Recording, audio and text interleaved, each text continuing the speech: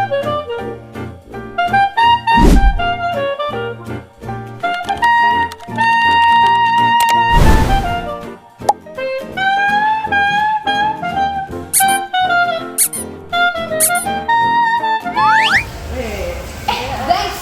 besok kita presentasi tahu. Kalian udah siap belum? Besok kita presentasi tentang perkembangan sosial, ekonomi, budaya di masa Soekarno. Kalian udah siap belum? Aku sih belum ya, soalnya kayak aku sendiri ya masih bingung ya gimana kayak cara menghubungkan antara Asian Games, terus Ganevo, bahkan sama Pride Constitution itu sendiri. Iya sih.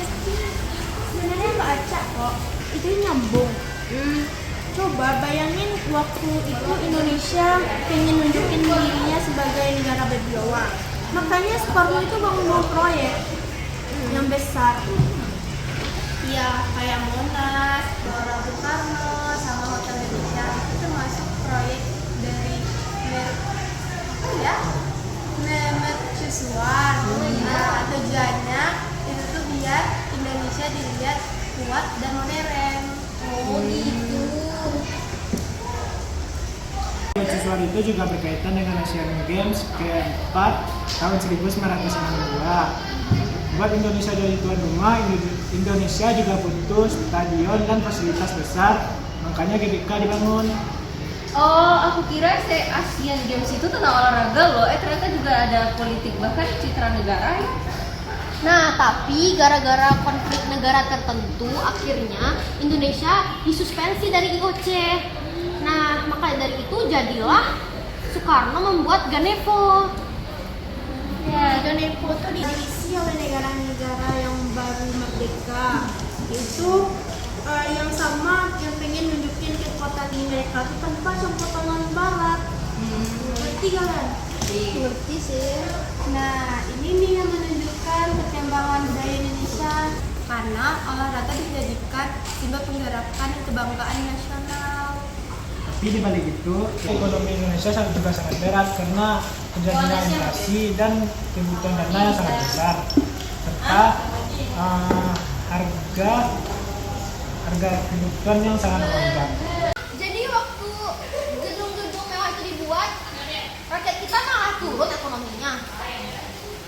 Iya, itu minusnya. Walaupun di mata dunia Indonesia itu terlihat juga, tapi yang kalian lihat di Indonesia tuh ekonominya goyang.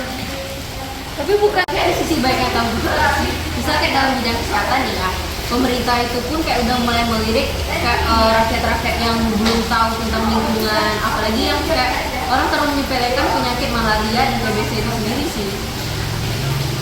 DDP disampaikan di daerah rawan malaria dan program imunisasi mulai dijalankan walaupun fasilitas kesehatannya kurang banyak, tapi semangat kuat. Kan juga berkembang namanya sekolah dasar yang dibangun, terutama pendidikan dasar, serta pemerintahnya ingin rakyatnya melihat huruf dan apa ya? Punya rasa nasionalisme yang tinggi nggak sih? Nah, benar banget. Jadi semuanya saling nyambung gitu ya. Dengan adanya pembangunan fisik tersebut, akhirnya citra kita naik gitu ya di negara lain. Terus juga Asian Games sama Ganevo juga itu bikin adanya pengaruh di politik sama budaya juga. Terus di bagian ekonomi sama pendidikan membuat kita terus terbentuk gitu loh itunya perkembangan sosial kita di Indonesia ini. Dan semua juga terjadi dalam satu masa nggak sih? Kayak misalnya contoh dalam masa Soekarno yang dimana dalam satu revolusi. Setiap kebijakan itu ada dampaknya kan, dampak positif dan negatif. Kayak kalau positif itu mah kayak kebangsaan nasional dan peningkatan fasilitas sosial. Ada juga yang negatifnya itu, tapi yang negatifnya itu beban ekonomi. Nah, tapi kalau dilihat dari keseluruhan, masa itu adalah masa ketika Indonesia berusaha menunjukkan identitas dunia internasional. Jadi kalau kita presentasi nanti, kita omongin aja yang kita diskusiin tadi, udah pas banget kok.